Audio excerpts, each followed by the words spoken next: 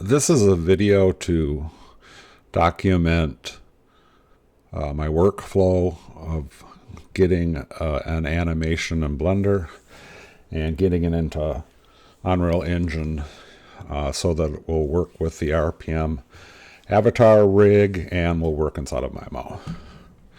So I'm in Blender. I'm going to go ahead and delete that, obviously. So what we're going to do is, first of all, go ahead and bring in an avatar. So bring in the reference avatar from RPM that you can get. And here it is, male reference. And you know, I brought it in and you say, oh, the bones are all sticking out. That's because I brought that in without fixing the bone orientation. I don't know why it does that, but here's how you fix it.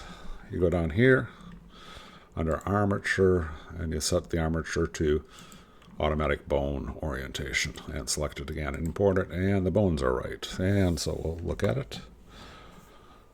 And there it is. So now I'm going to go ahead. I've got the avatar in here. Now I'm going to put in a control rig. And I'm using a control rig that you can download from the internet, from Mixamo, called the Mixamo control rig for Blender. So there I am. I've got a control rig here, and I say create control rig. And I unclick IK arms, and I can click it. You can click it on back and forth depending on how you want to do your animation. For this animation, I'd rather have FK on the arms and have the hands follow the arms rather than the other way around. And say OK. And you'll see I've got a control rig here. So now let's go ahead and do some animations. So I'm in the control rig, so I'm going to go select pose.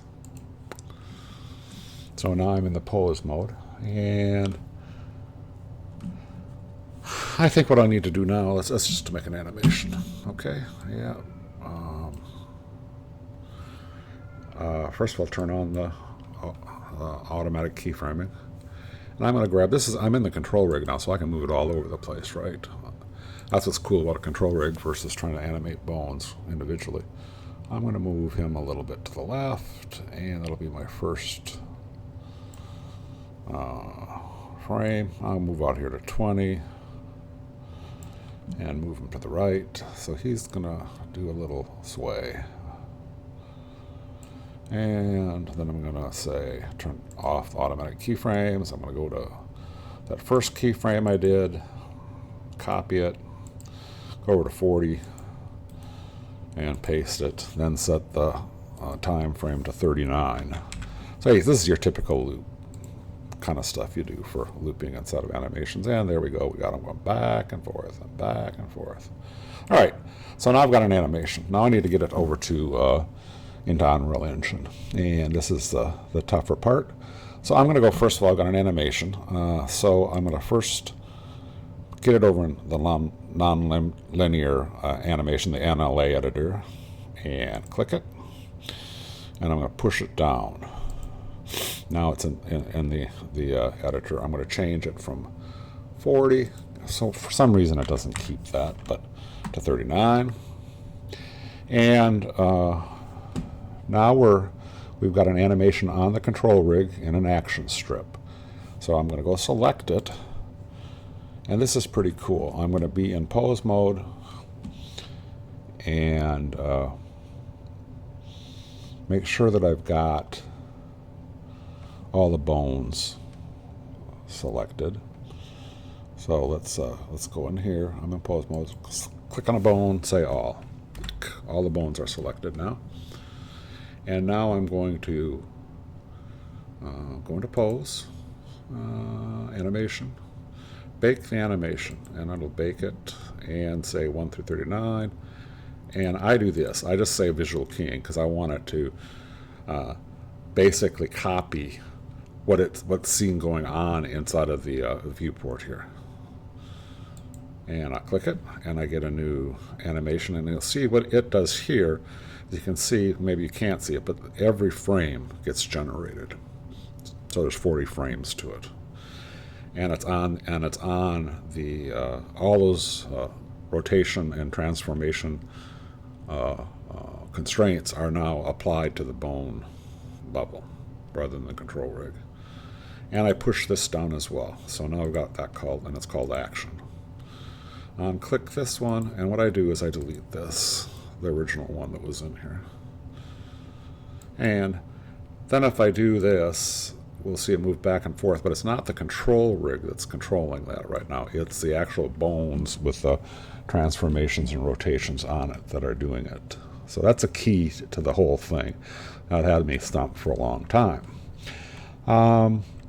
Now it's so I've got it. So now I need to get it into over to Unreal Engine. So I've got to make sure the names are this.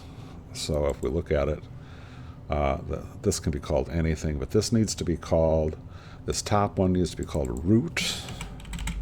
And this is required by Unreal Engine. If it doesn't see root as the top thing here, it starts the skeleton hierarchy down here in the first set of bones it finds, which is the hips. And that's wrong, because I do need the root animation as the root bone as the starting bone. Otherwise it screws up. So that's just a vagary of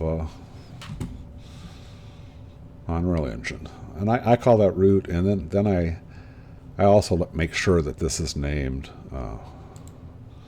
Armature, not Armature 001. Not sure if I need to do that, but I do that. Then I go ahead and I'm going to select all this, and I'm going to export it. So I've selected root through the skeletal mesh, and so I'm going to go File, Export, FBX. And so I'm going to export with this, not the control rig at all, or none of the control rig bones, but I'm just going to go do the regular bones here. So if I go in here, I'm going to download it into my animations, and we'll call this one video test. And here's the things here. I say selected objects for the export. I only want armature in the mesh. Now that will work. I say edges, but I don't know that it can. Normals probably works too. I also go in here and say I don't add the leaf bones, and bake animation. I think I just leave. No, I unchecked all actions. Otherwise, it'll bring in the control bones. So I just want it to bring the NLA strip, and that NLA strip, remember, is just the bone. Every frame, the bone rotation and transformation, has, and the control rig is not even involved with this at all. So I say then export FBX, and it works real fast. Then I get into Unreal Engine. Boom. I'm going to import it. I'm just putting it here into a folder inside of my RPM. And video test.